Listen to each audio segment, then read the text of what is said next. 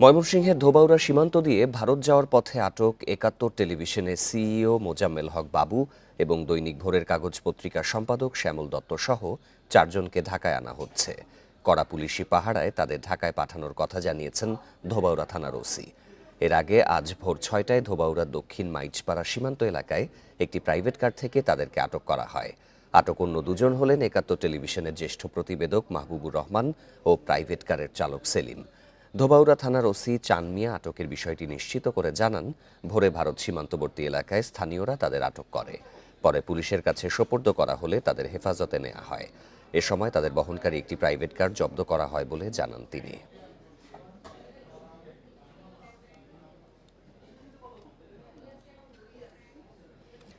রাজশাহী ৪ আসনের সাবেক সংসদ সদস্য ইঞ্জিনিয়ার মোহাম্মদ এনামুল হককে গ্রেপ্তার করেছে র্যাব। দুপুরে রাজধানীর আদাবর থেকে তাকে গ্রেপ্তার করা হয়। র্যাব জানিয়েছে, ৫ই আগস্ট রাজশাহীর বাগমারায় বৈষম্য বিরোধী ছাত্র আন্দোলনে ছাত্র জনতার ওপর হামলার অভিযোগ রয়েছে এনামুল হকের বিরুদ্ধে। তবে তাকে কোন মামলায় গ্রেপ্তার করা হয়েছে তা জানানো হয়নি। ৫ই আগস্ট ছাত্র জনতার গণ আন্দোলনের মুখে দেশ ছাড়েন শেখ হাসিনা।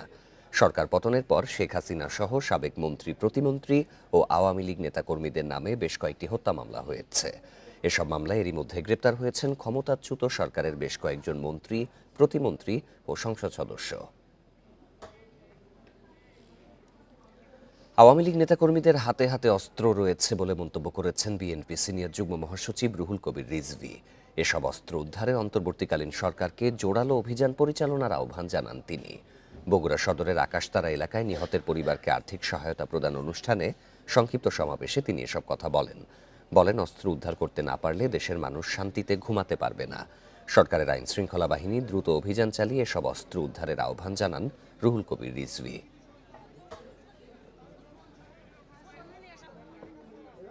প্রয়োজন হলে অস্ত্র ব্যবহার করবে। সরকার লাইসেন্স বাতিল করলে অস্ত্র উদ্ধার করতে হবে। এই অস্ত্র উদ্ধার না করলে এরা জনগণের বিরুদ্ধে এই অস্ত্র ব্যবহার করবে। তার প্রমাণ আমরা গোপালগঞ্জে পাচ্ছি, তার প্রমাণ আমরা কয়েকটি জেলায় ইতিমধ্যে দেখতে পেয়েছি। রংপুরের সরকারি খাদ্য গুদাম থেকে প্রায় ২ কোটি টাকার চাল, গম বিক্রি ও আত্মসাতের অভিযোগে খাদ্য পরিদর্শক সহ ৩ জনের বিরুদ্ধে মামলা হয়েছে। শনিবার রাতে সদর উপজেলা খাদ্য নিয়ন্ত্রক নিখিল চন্দ্র বর্মন বাদী হয়ে রংপুর মেট্রোপলিটন কোতোয়ালি থানায় মামলাটি করেন। মামলার আসামিরা হলেন সদর উপজেলা খাদ্য পরিদর্শক ও ভারপ্রাপ্ত কর্মকর্তা কানিজ ফাতেমা, নিরাপত্তা প্রহরী চঞ্চল কুমার সিংহ এবং লেবার সর্দার রবিউল ইসলাম। এই ঘটনায় কানিজ ফাতেমাকে সাময়িক বরখাস্ত করা হয়েছে। এজাহার সূত্রে জানা যায়, গত ১ সেপ্টেম্বর সদর উপজেলা খাদ্য গুদাম এলোমেলো থাকায় সবার মধ্যে সন্দেহের সৃষ্টি হয়। এরপর জেলা খাদ্য নিয়ন্ত্রক সহ অন্য কর্মকর্তারা সরেজমিনে খাদ্য গুদামটি পরিদর্শন করে ৫ সদস্যের একটি তদন্ত কমিটি গঠন করেন। টানা ১০ দিন তদন্ত করে ১১ই সেপ্টেম্বর জেলা খাদ্য নিয়ন্ত্রকের কাছে তদন্ত প্রতিবেদন জমা দিলে জড়িতদের বিরুদ্ধে ব্যবস্থা নেওয়া হয়।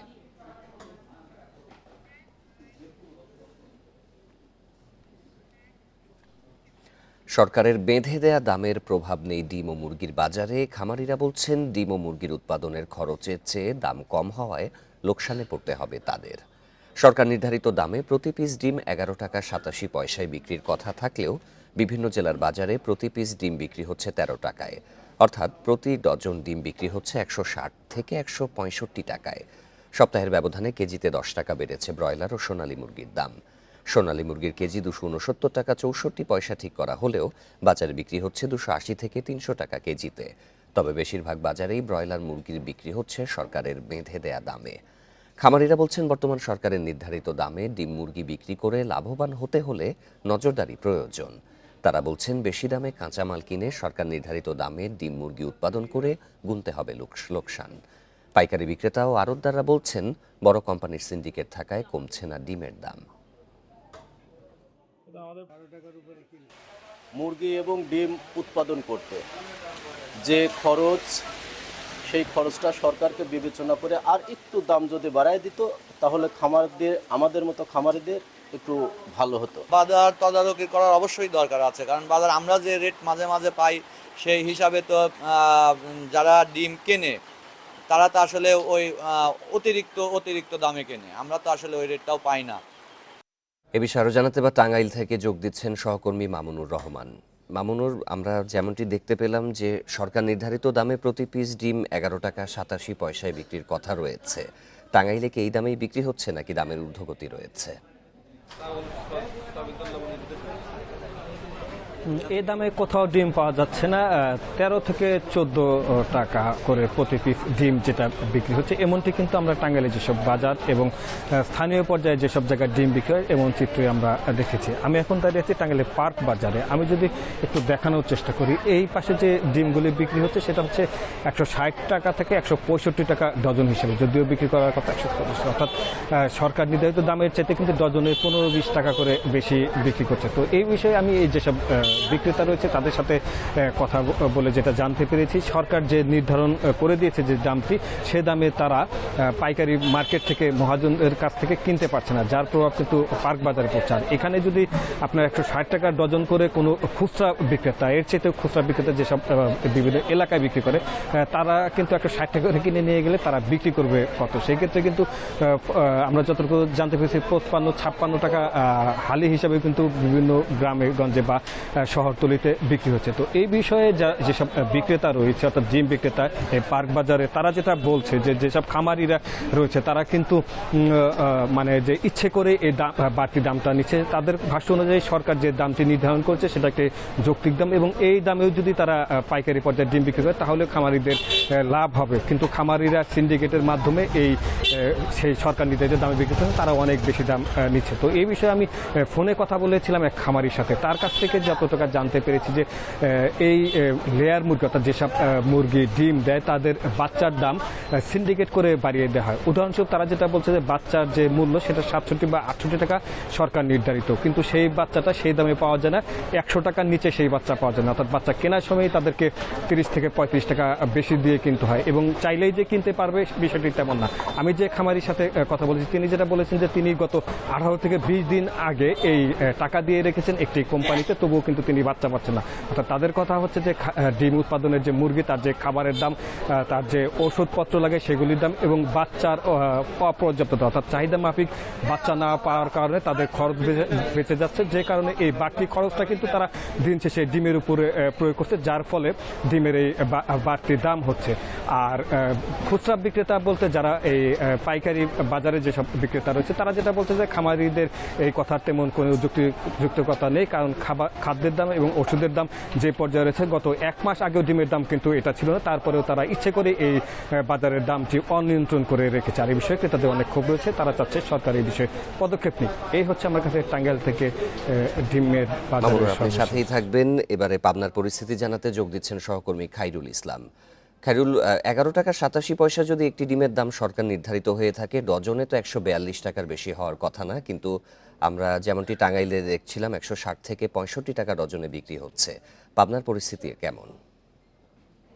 আসলে সরকার যখন ডিম এবং মুরগির দাম নির্ধারণ করে দিয়েছে গতকালকে, এবং আজকে সকালে কিন্তু আমি যে ডিমের এখন আড়তে রয়েছি এবং কিছুক্ষণ আগেও মুরগির বাজার ঘুরে এসে দেখতে পেয়েছি যে সেখানে নির্বাহী ম্যাজিস্ট্রেট আসলে সকালের দিকে তারা ব্যবসায়ীদের সঙ্গে প্রত্যেকটি ব্যবসায়ীদের সঙ্গে কথা বলেছেন। তারা বলছেন যে সরকারি মূল্যে এই ডিম এবং মুরগি বিক্রি করতে হবে, আর যদি এগুলো নিয়ম নীতি না মানা হয় তাহলে কিন্তু তাদের বিরুদ্ধে ব্যবস্থা নেবেন বলে তারা কিন্তু বলছেন। তবে আমি বেশ কয়েকজনের সঙ্গে কথা বললাম, তারা বলছিলেন যে এর মাঝে একজন ব্যবসায়ীকেও কিন্তু 1000 টাকা জরিমানাও করা হয়েছে। কারণ হিসেবে তারা বলছেন যে তিনি সরকারি নিয়ম নীতির বাইরেই আসলে ডিম বিক্রি করছিলেন, সেই কারণে তাকে জরিমানাও কিন্তু করা হয়েছে। আরেকটি বিষয় আপনাকে জানিয়ে রাখি যে আপনি জানেন যে গত 1 সপ্তাহ যাবৎ কিন্তু পাবনার ডিম এবং মুরগির বাজারে কিন্তু অস্থিতিশীল পরিস্থিতি সৃষ্টি হয়, দাম বেড়ে যাওয়ায় প্রতি কেজি মুরগিতে কিন্তু দাম বাড়ে 10 টাকা, এবং প্রতি ডজন ডিমের কিন্তু দাম বেড়ে যায় হলো 12 থেকে 18 টাকা ডজনে।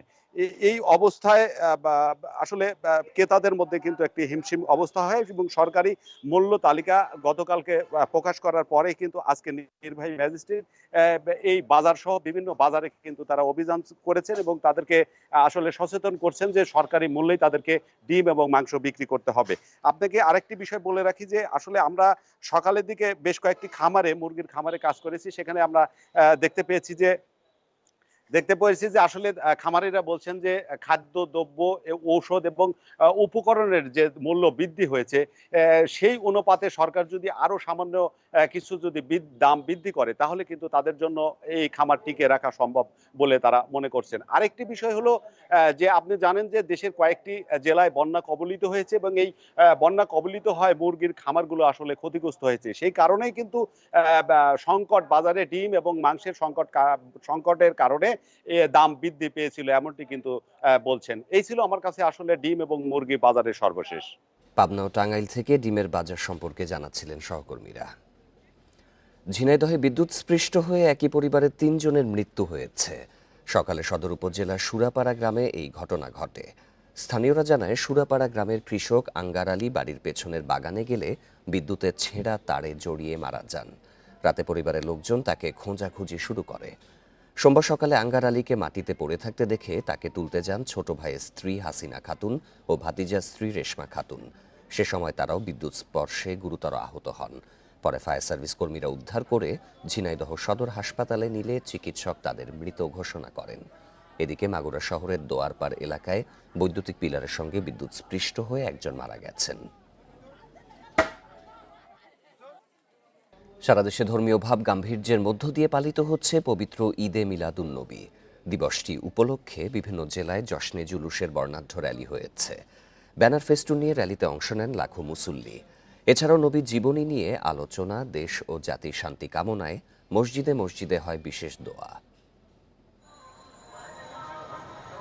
পবিত্র ঈদে মিলাদুন্নবী উপলক্ষে চট্টগ্রামের ১৬ শহরের আঞ্জুমানে রহমানিয়া আহমদিয়া সুন্নিয়া মাদ্রাসা মাঠ থেকে শোভাযাত্রা শুরু হয়। পরে ১৬ শহর ও জিএসি মোড় ঘুরে সুন্নিয়া মাদ্রাসা প্রাঙ্গণে গিয়ে শেষ হয় দেশের বৃহত্তম জশ্নে জুলুস। দিবসটি উপলক্ষে শহরের বিভিন্ন সড়ক ও মোড়ে বর্ণিল সাজসজ্জার পাশাপাশি নেওয়া হয় কড়া নিরাপত্তা। রাসূল পৃথিবীতে না আসলে আমরা পৃথিবীতে আসতাম না, কুল কায়নাত কোনো কিছু সৃষ্টি হতো না, যার কারণে আমরা এই দিনটাকে খুব সুন্দরভাবে আমরা উদযাপন করতে যাচ্ছি। আমাদের জন্য সবচেয়ে সকল ঈদের সেরা ঈদ এবং এই ঈদের সারা দেশবাসীকে আমরা শুভেচ্ছা জানাচ্ছি। রাজশাহীতে যথাযথ ধর্মীয় মর্যাদায় উদযাপন হয় ঈদে মিলাদুন্নবী। সকালে সফুরা দরবার শরীফ থেকে একটি শোভাযাত্রা বের হয়ে নগরীর বিভিন্ন সড়ক প্রদক্ষিণ করে। সকলে ভাইয়েরা মিলে একত্রিত হয়ে যে জশ্নে জুলুস ঈদে মিলাদুন্নবী সাল্লাল্লাহু তাআলা আলাইহি ওয়াসাল্লাম উদযাপন করতে পারছি, সেজন্য আমরা অনেক আনন্দিত। সিলেটে গাউসিয়া কমিটির উদ্যোগে একটি জশ্নে জুলুস বের হয়। পরে একটি মাদ্রাসায় আলোচনা সভা ও মিলাদ মাহফিল অনুষ্ঠিত হয়। মিলাদুন্নবী হয়েছে বলে আমরা রমজান শরীফ পেয়েছি, ঈদ উল ফিতর পেয়েছি, ঈদ উল আজহা পেয়েছি। নারায়ণগঞ্জে বাইতুল ইজ্জত জামে মসজিদের সামনে থেকে জশ্নে জুলুস বের হয়ে শহরের বিভিন্ন সড়ক ঘুরে একই স্থানে গিয়ে শেষ হয়। পরে দেশ ও জাতির শান্তির কামনায় দোয়া ও মোনাজাত করা হয়। আহলে সুন্নাত ওয়াল জামাত প্রতি বছরে নেয় এবারও নারায়ণগঞ্জে আনন্দ মিছিল উদযাপন করছেন। একমাত্র রসুলে পাকের মহান আদর্শে আদর্শিত হয়ে রসুলে পাকের রঙে রঙিন হয়ে বাংলাদেশকে একটি সুন্দর দেশে পরিণত করি। মুন্সিগঞ্জে দাওয়াতে ইসলামী বাংলাদেশের উদ্যোগে জশ্নে জুলুস বের হয়। পরে মিলাদ ও দোয়া অনুষ্ঠিত হয়। এছাড়াও রংপুর, নীলফামারী, নোয়াখালী, চাঁদপুর, নরসিংদী ও খাগড়াছড়িতে যথাযোগ্য ধর্মীয় মর্যাদায় উদযাপন হয় ঈদে মিলাদুন্নবী। তাপস সরকার, ইন্ডিপেন্ডেন্ট নিউজ। ব্রাহ্মণবাড়িয়ার কসবায় ঈদে মিলাদুন্নবী উপলক্ষে জশ্নে জুলুসে বাধা দেয়াকে কেন্দ্র করে দুপক্ষের সংঘর্ষে অন্তত ২০ জন আহত হয়েছে। সকালে পৌর শহরের কদমতলী মোড় সহ বেশ কয়েকটি পয়েন্টে এই সংঘর্ষের ঘটনা ঘটে। এ নিয়ে উভয় পক্ষের সমর্থকদের মাঝে উত্তেজনা বিরাজ করছে। পুলিশ জানায় সকালে আহলে সুন্নাত ওয়াল জামাতের উদ্যোগে পবিত্র ঈদে মিলাদুন্নবী উপলক্ষে একটি জশ্নে জুলুস বের হয়ে কসবা শহরে প্রবেশ করে। এ সময় হেফাজতে ইসলামের পক্ষ থেকে এতে বাধা দেয়া হয়। এ নিয়ে উভয় পক্ষের মাঝে উত্তেজনা ছড়িয়ে পড়ে। এক পর্যায়ে উভয় পক্ষের লোকজন সংঘর্ষে জড়িয়ে পড়ে। পুলিশ সুপার জাবেদুর রহমান জানান, পুলিশ ও সেনাবাহিনীর সদস্যরা পরিস্থিতি নিয়ন্ত্রণে এনেছে।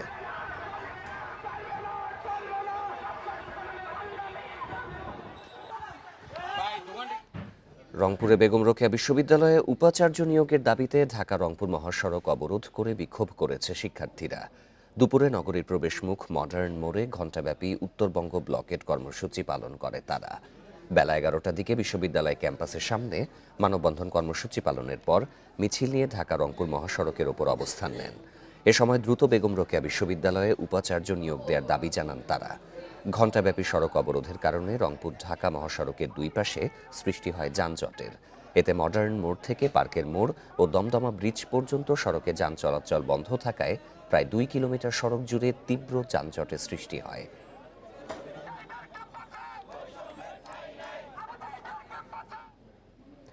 ফ্যাসিবাদের বিদেশি বন্ধুরা প্রতি বিপ্লবের ইন্ধন দিচ্ছে বলে মন্তব্য করেছেন জামায়াতে ইসলামীর সেক্রেটারি জেনারেল মিয়া গোলাম পরোয়ার। সকালে মুন্সিগঞ্জে এক অনুষ্ঠানে তিনি আরও বলেন, 15 বছর দাবি না তুলে অন্তর্বর্তীকালীন সরকার বসার পর নানা দাবি তোলা হচ্ছে। সনাতন ধর্মাবলম্বীদের আওয়ামী লীগ উস্কানি দিচ্ছে বলেও তিনি মন্তব্য করেন। বলেন, নির্বাচনের জন্য যৌক্তিক সময় দিতে রাজি জামায়াত। অনুষ্ঠানে বৈষম্য বিরোধী আন্দোলনে নিহত 7 জনের পরিবারকে অর্থ সহায়তা দেয়া হয়।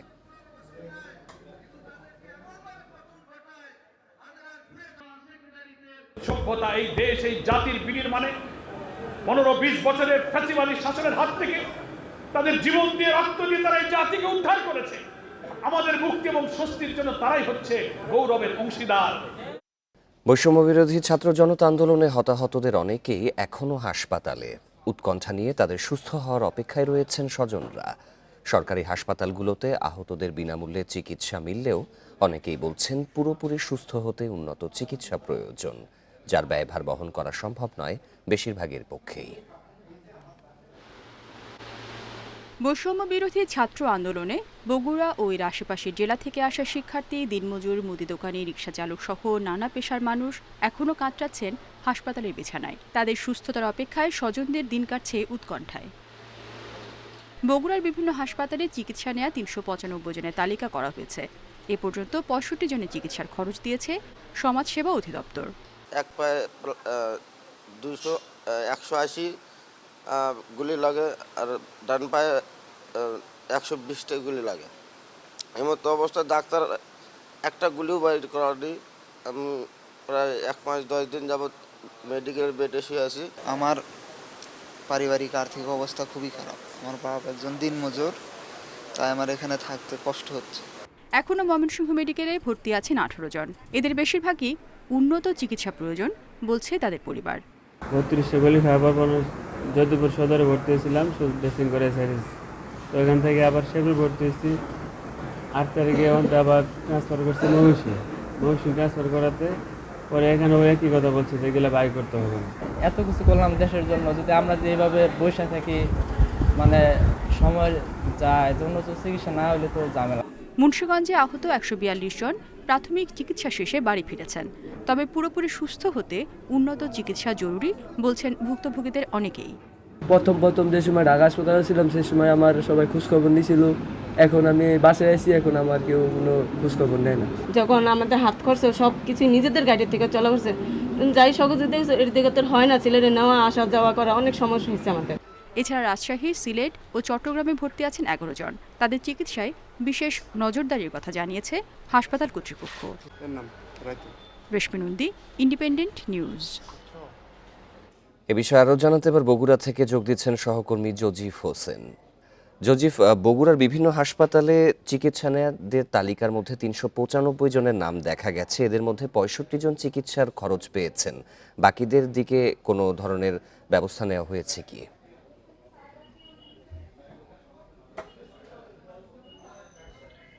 জি, এখন বগুড়ায় যারা চিকিৎসারত আছেন তাদের কিন্তু তালিকায় করা হচ্ছে, যারা চিকিৎসা নিতে এসেছেন কিংবা এসেছিলেন সেই নামগুলো ধরে ধরে এবং তালিকাগুলো করা হয়েছে এবং সেই তালিকাটা কিন্তু জেলা প্রশাসন থেকে শুরু করে সমাজসেবা অধিদপ্তরের মাধ্যমে ঢাকায় পাঠানো হয়েছে এবং যারা আসলে এখন বর্তমানে চিকিৎসারত রয়েছেন তাদের মধ্যে 17 জনের সাথে আমি কথা বলেছি।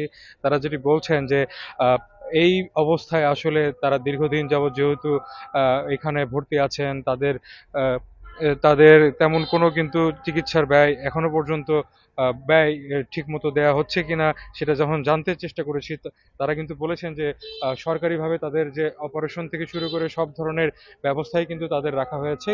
কিন্তু তারা যে বিষয়টি বলছেন সেটি হলো যে এখন এতদিন ধরে তারা যেহেতু অসুস্থ অবস্থায় পড়ে আছেন বিছানায়, হাসপাতালের বেডে কাতরাচ্ছেন, তাদের কিন্তু পরিবারের যে উপার্জনকারী ব্যক্তি কিন্তু তারাই ছিলেন। সেই ক্ষেত্রে দেখা যাচ্ছে যে তাদের পরিবারের একটা আর্থিক সংকটের জায়গা তৈরি হয়েছে। এই আর্থিক সংকট কাটাতে তারা বলছেন যে জেলা প্রশাসন থেকে শুরু করে বিভিন্ন যে দলের সংগঠন রয়েছে তারা যাতে এগিয়ে আসে এবং তাদের যাতে সহায়তা করেন, তাদের কিন্তু এখন একটাই দাবি রয়েছে। আমি সমাজসেবা অধিদপ্তরের সাথে কথা বলেছি। সমাজসেবা অধিদপ্তরের উপপরিচালক যিনি রয়েছেন তিনি জানিয়েছেন যে এখনো পর্যন্ত 65 জনকে তারা সাহায্য সহযোগিতা করে থাকলেও 395 জনের তালিকা কিন্তু তারা ঢাকায় পাঠিয়েছেন এবং 1,95,000 টাকা কিন্তু তারা এদের মধ্যে চিকিৎসা বাবদ ব্যয় করেছেন এবং তারা বলছেন যে আগামীতেও যদি চিকিৎসার প্রয়োজন হয়, উচ্চ চিকিৎসার জন্য যদি বিদেশেও পাঠাতে হয় সেই ব্যবস্থাও কিন্তু তারা করবেন। আর্থিক সহায়তার জন্য তারা অন্যান্য যে অধিদপ্তরগুলো রয়েছে, প্রতিষ্ঠান রয়েছে তাদেরকে তারা চিঠি লিখবেন। এই বিষয়গুলো কিন্তু বলেছেন।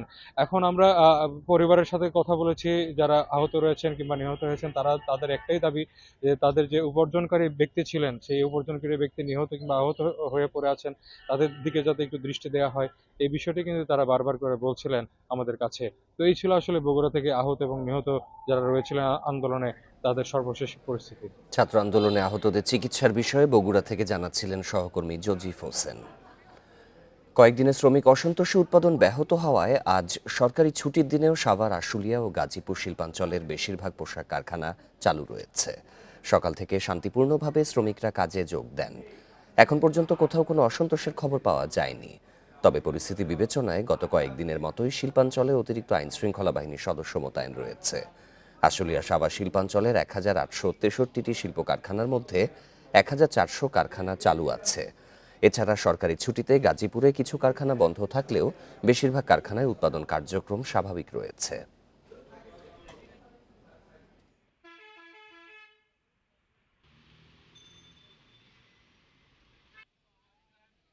আইন শৃঙ্খলা বাহিনীর পূর্ণ শক্তিতে মোতায়েন আছে। টহল দলগুলো টহল করছে, যেই বিভিন্ন গুরুত্বপূর্ণ পয়েন্টে অবস্থান থাকার কথা সেগুলো আছে। অন্যান্য দিনের মতো আজকেও আমরা সর্বোচ্চ শক্তি দিয়ে আমাদের সর্বোচ্চ সক্ষমতা প্রয়োগ করে আইনশৃঙ্খলা পরিস্থিতি নিয়ন্ত্রণের জন্য কাজ করে যাচ্ছি। ডলার ও এলসির সংকটে ক্ষতির মুখে জাহাজ ভাঙা শিল্প। গত বছরের তুলনায় চলতি বছর এখনো পর্যন্ত পুরনো জাহাজ আমদানি কমেছে প্রায় 44%। এতে বিপাকে পড়েছেন এই খাতের মালিক, শ্রমিক ও ব্যবসায়ীরা।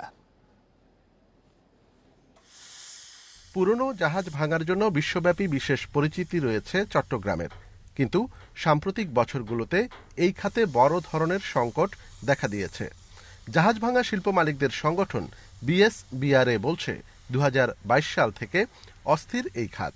চলতি বছর পরিস্থিতি সবচেয়ে বেশি খারাপ। প্রায় 10,000 কোটি টাকার এই খাতের শ্রমিক ও মালিকেরা পড়েছেন গভীর সংকটে। জাহাজের পুরনো আসবাবপত্র, ইলেকট্রনিক সামগ্রী ও বিভিন্ন যন্ত্রপাতির ব্যবসাও ক্ষতির মুখে। ডলার সংকট, এলসি জটিলতা, মুদ্রাস্ফীতি ও রাজনৈতিক নানা কারণে এমন হাল বলছেন বিশেষজ্ঞরা। আন্তর্জাতিকভাবে জাহাজের দাম বেশি, আবার বাংলাদেশে আপনার লোহার দাম কম, এ সকল নানা বিষয়ের কারণে আপনার মালিকরা জাহাজ আনতে পারেনি, যে কারণে আপনার জাহাজ কম ছিল। আমরা আগের বছরগুলোতে দেখা গেছে বাংলাদেশে একটা মোটামুটি হাইয়েস্ট পরিমাণ জাহাজ ভাঙছে, কিন্তু গত বছরের লাস্ট 6 মাসও কিন্তু সেই প্রবণতা আমরা দেখিনি। চট্টগ্রামের সীতাকুণ্ডে 2 বছর আগে মোট জাহাজ ভাঙা ইয়ার্ড ছিল 160টি। বন্ধ হতে হতে বর্তমানে চালু আছে মাত্র 30 থেকে 35টি। এসব ইয়ার্ডের বেশিরভাগই চলতি বছর কোনো জাহাজ আনতে পারেনি। আমাদের 160টা আমাদের ছিল, ইন্ডাস্ট্রি ছিল, এর মধ্যে আস্তে আস্তে 30টার মধ্যে চলে আসছে।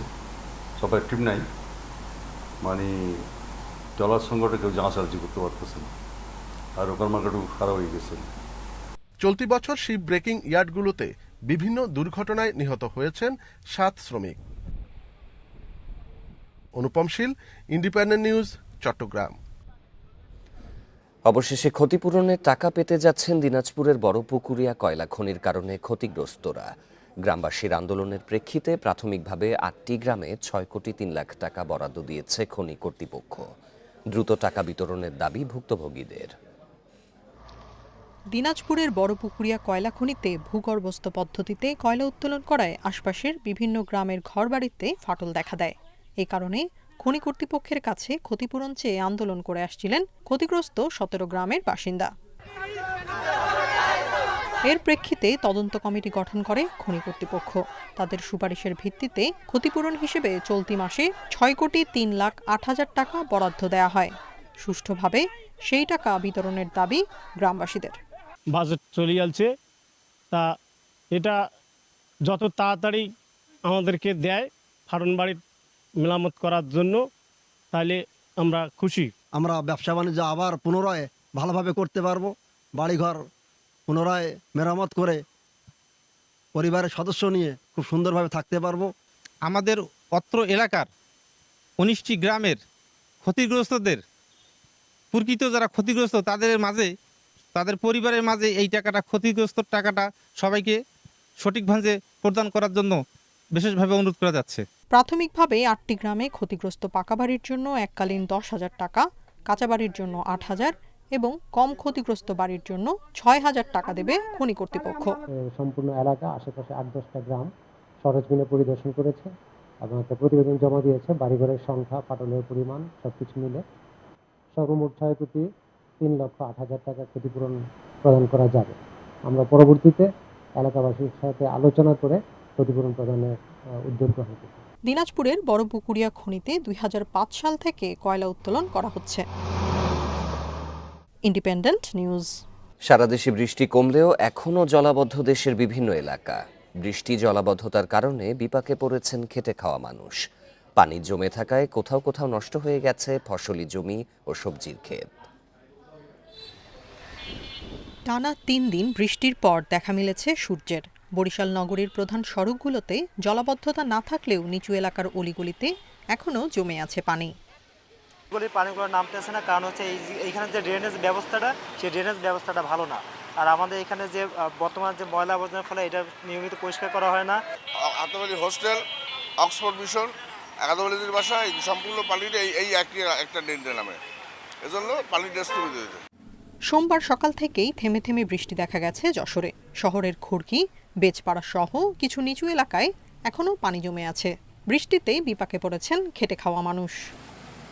পটুয়াখালীর কুয়াকাটায় টানা বৃষ্টিতে তলিয়ে গেছে অসংখ্য মাছের ঘের ও পুকুর। ক্ষতিগ্রস্ত আমনের ক্ষেত।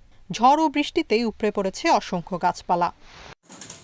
খুলনা নগরীর রয়্যাল মোড়, করিমনগর, বয়রা মিস্ত্রি পাড়া সহ অনেক এলাকায় টানা বৃষ্টির জলাবদ্ধতা কাটেনি। 2 দিন ধরে জলাবদ্ধতার কবলে সাতক্ষীরা, মেহেরপুর ও ঝিনাইদহের নিচু এলাকা। পানি জমে নষ্ট হচ্ছে মাঠে থাকা মরিচ গাছ ও সবজির ক্ষেত। আর এখানে পরিকল্পনার কিছু সমস্যা আছে, পরিকল্পনার কারণে এই পানিগুলো আবদ্ধ আছে। সমস্যা হয়, পানি ঢুকে গেলে গাড়ি ইঞ্জিন অফ হয়ে যায়, ডিস্টার্ব আসে গাড়িতে, শহরের রাস্তাঘাট ভেঙে যায়। বৃষ্টি কমায় লক্ষ্মীপুরে বন্যা পরিস্থিতির উন্নতি হয়েছে। জেলার রামগতি, কমলনগর, রায়পুর, রামগঞ্জ উপজেলা এবং সদরের পশ্চিম অংশে বন্যার পানি নামলেও এখনও বিভিন্ন সড়কে পানি জমে থাকায় দুর্ভোগ পুরোপুরি কাটেনি। নোয়াখালীতে ঝড় বৃষ্টিতে গাছপালা উপড়ে বিদ্যুতের খুঁটি ভেঙে যাওয়ায় ভোগান্তিতে পল্লী বিদ্যুতের 1.5 লাখ গ্রাহক।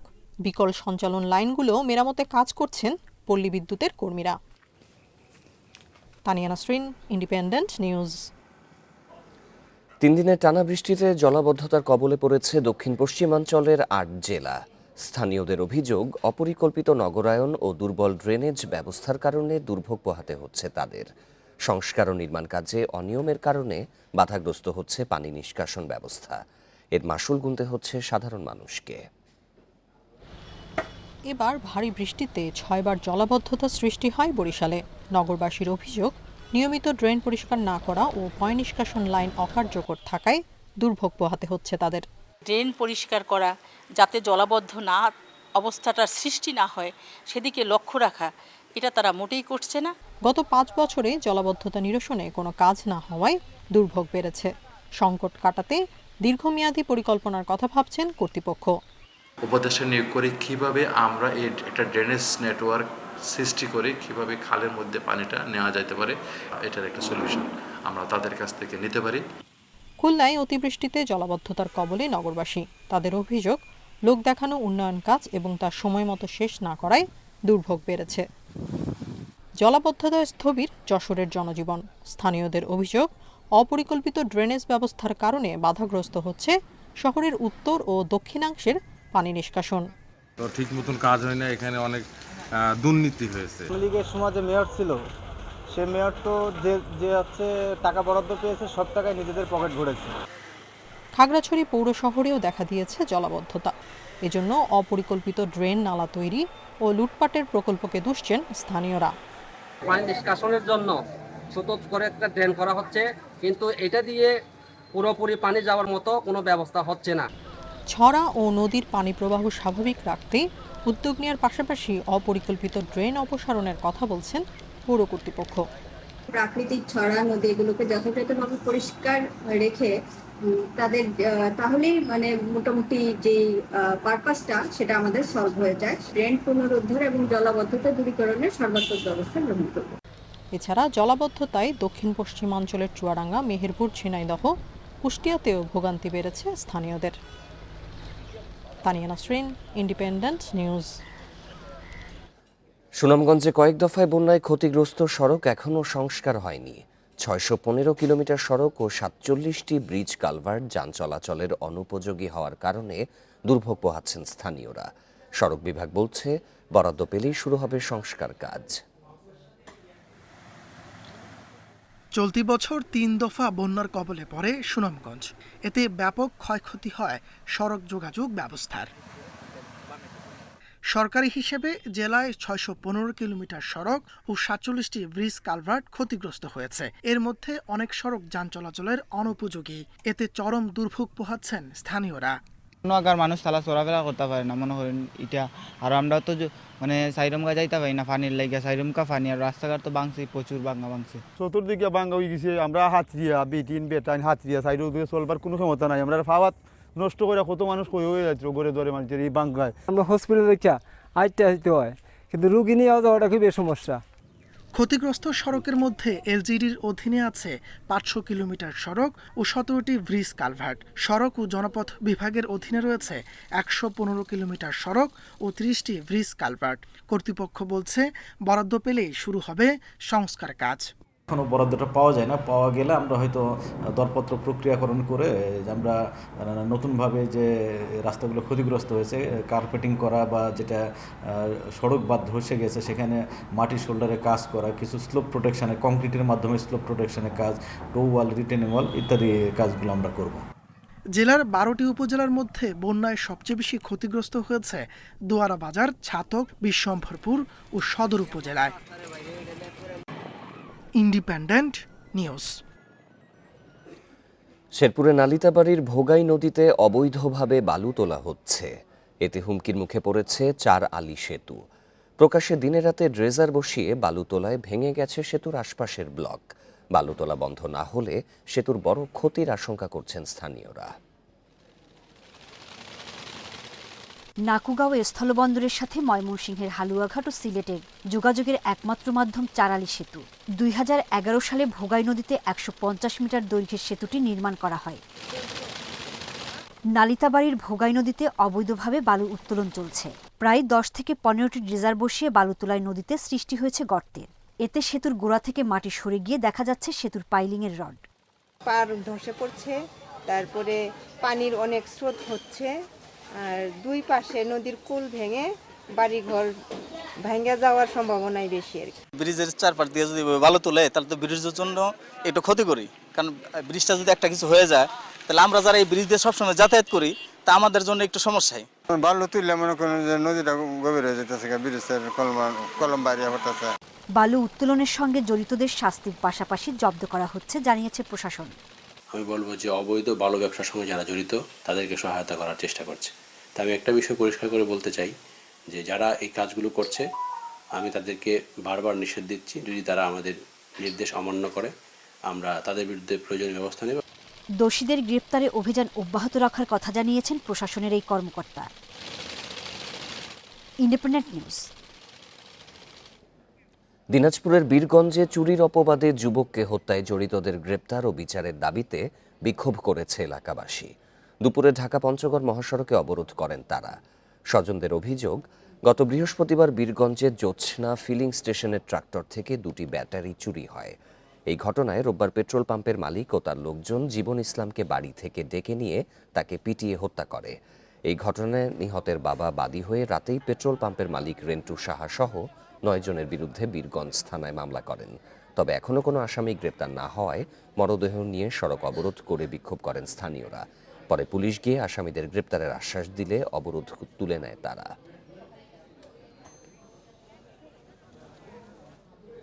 সুনামগঞ্জের দিরায়ে জলমহাল দখল নিয়ে দুই পক্ষের মধ্যে সংঘর্ষে আহত হয়েছে অন্তত অর্ধশত। সকালে উপজেলার বদলপুর গ্রামে এই ঘটনা ঘটে। পুলিশ ও স্থানীয়রা জানায়, বদলপুরের সাবেক ইউপি সদস্য সিজিল মিয়া ও ফারুক মিয়ার মধ্যে দীর্ঘদিন আধিপত্য নিয়ে বিরোধ চলছিল। এর জেরে সকালে জলমহাল দখল নিয়ে দুপক্ষের মধ্যে কথা কাটাকাটি হয়। এক পর্যায়ে দেশীয় অস্ত্র নিয়ে সংঘর্ষে জড়ায় তারা। খবর পেয়ে পুলিশ গিয়ে পরিস্থিতি নিয়ন্ত্রণে আনে। আহতদের দিরাই ও সুনামগঞ্জ হাসপাতালে চিকিৎসা দেয়া হচ্ছে।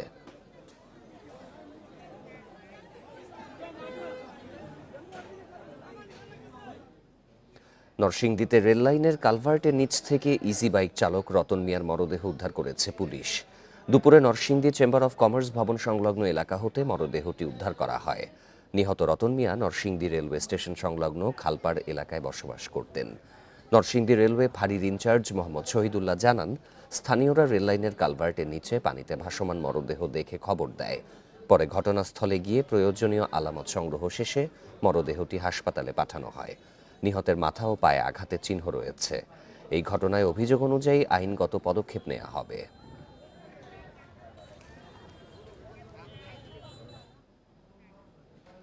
এই ছিল আজকে সমগ্র বাংলাদেশে সব খবরের আরো বিস্তারিত জানতে চোখ রাখুন ফেসবুক, ইউটিউব এবং এক্সে। ধন্যবাদ সবাইকে।